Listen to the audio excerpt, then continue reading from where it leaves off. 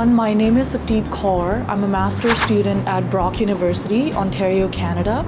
And today I'll be presenting a study that was undertaken by my lab group where we examined the effect of job insecurity on the mental health across gender and family responsibilities. What is job insecurity? Job insecurity refers to the uncertainty associated with losing one's job in the future. It's the worry associated with whether you have a future in the organization or whether you'll be able to pay your bills. This high level of job insecurity is not just associated with the economic aspect, but it can also be a very alienating experience since some people can feel excluded from the community of the employed.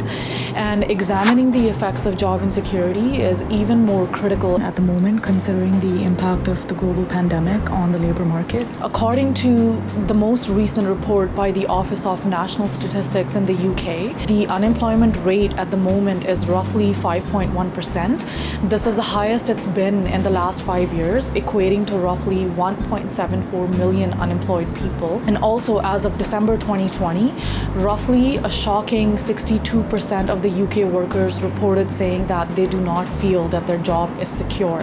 While there has been a lot of research in the literature regarding the negative effects of job insecurity on mental health, such as increasing psychological distress, higher anxiety and depressive symptoms, and a decreased overall well-being, we really don't know how the relationship of job insecurity and mental health is modified by gender and family responsibilities. So, for example, does job insecurity affect the mental health of lone fathers and lone mothers differently? What about partnered mothers versus lone mothers? So, when threatened with job insecurity, most people cope by trying to find another employment. However, it's well documented that lone parents experience a number of barriers when it comes to finding employment and keeping employment. For example, their number one hurdle is affording childcare. It's estimated that it costs around £130 to £150 per week for children under the age of 5. So imagine going through an unemployment spell, then finding a job, but having to pay a hefty bill upfront for childcare before you can even start your job. Moreover, they also have to think about whether their job is compatible with their responsibility as a sole breadwinner and a sole caretaker for their family. So what happens if their child gets sick? Is it possible to work from home, or is it possible to take a day off easily? So finding another job is not that simple for lone parents. So does that mean that they're more affected by job insecurity compared to everyone else? Our study intends to address this gap in knowledge by examining the longitudinal association of job insecurity and mental health across gender and family responsibilities. So to answer our question, the study uses data from waves 2, 4, 6, and 8, which contains all employment-related information for all participants. The study focuses on adults aged 16 years and older who were in paid employment for at least 2 out of the 4 waves. After applying this restriction criteria, we had roughly 35,000 participants in our study. The main predictor for our study was job security, which was captured using the question, how likely do you think it is that you will lose your job in the next 12 months? Based on the participant responses, participants were categorized as either having a secure job or an insecure job. Our main health outcome in this study was a mental health component of SF-12 survey, which measures the mental health functioning associated with the daily limitations around social, emotional, mental, and cognitive activities. And another important exposure was parent-partner status.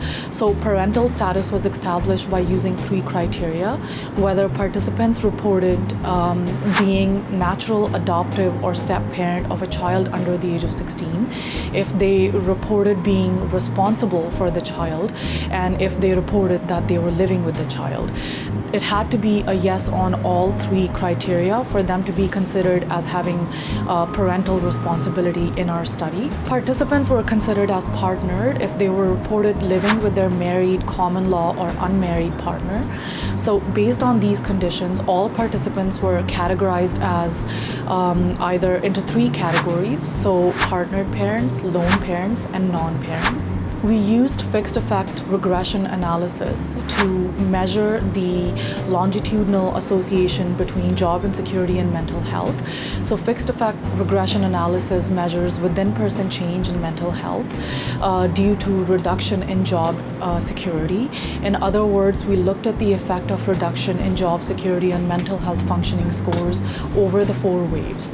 Since fixed effect analysis method only models within-person change, it accounts for the effect of all observed and unobserved time invariant characteristics.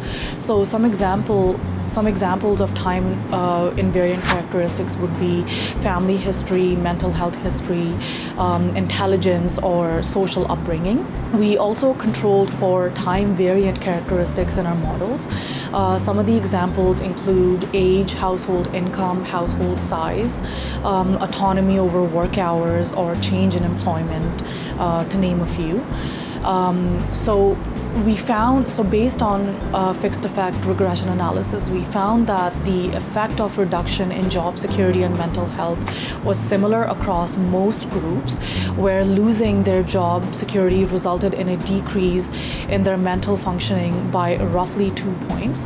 However, the most interesting finding of our study was the effect of loss in job security on lone parents.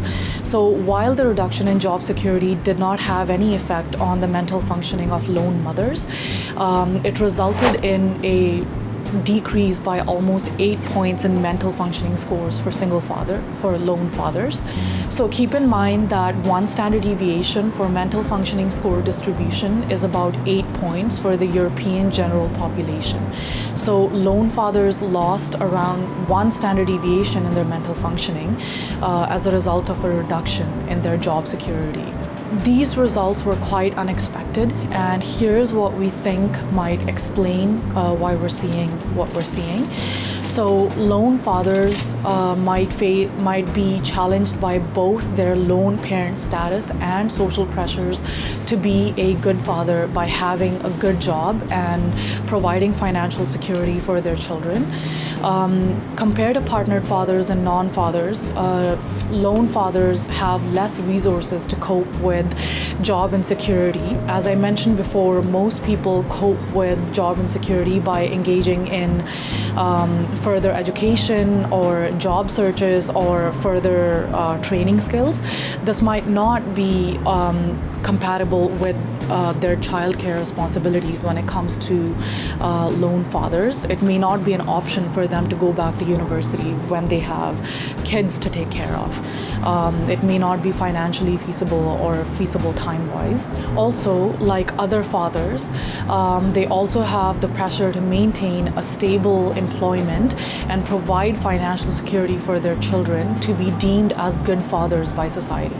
So the threat of job loss and the pressure to provide financial security to be deemed good fathers by society further exacerbates the effects of job insecurity on the mental health of lone fathers. Job insecurity is an important social determinant of mental health, and from our study, we can conclude that this relationship is further modified by gender and family responsibilities. In order to alleviate the stress and anxiety around job insecurity, one solution might be to reduce the wait times for universal credit payment. So the wait time between application and the first payment at the moment is typically around 5 weeks, but it can also be as long as 6 months for some people. This can be incredibly stressful because a delay in payment could mean that you may not have sufficient funds to pay for rent or food or other basic necessities. So one solution to mitigate this issue could be to provide a default payment equivalent to the first 5 weeks of standard allowance of universal credit, just to make sure that basic necessities for people are being met during the waiting period between the application and until the application is fully processed. Another solution might be to increase childcare cost coverage to 100%. So all working families at the moment are eligible to claim up to 85% of their childcare costs, which is reimbursed in arrears through universal credit. However, considering lone parent families rely on a single source of income for themselves and their children, high childcare costs can amplify the mental distress surrounding job insecurity for lone parents. And one solution to mitigate that could be to pay upfront, to cover childcare costs upfront, and to also increase the coverage to 100%. Also, the culture around fatherhood needs to change. So at the moment, the evaluation of fathers is often restricted to their roles as financial providers. So the threat of job loss not only affects their ability to provide financial stability, but it also affects their self-worth as fathers. One way to start the change around the narrative of fatherhood could be to introduce father-friendly policies at work. One example is non-transferable paternity leave. In Nordic countries like Iceland and Sweden, a report examining the effects of transferable parental leaves documented that fathers taking time off from work for childcare increased to 90% in Sweden and Iceland, as opposed to only 14% in Denmark, where we don't have any such non-transferable parental leaves at the moment for fathers. Thank you for listening to my presentation.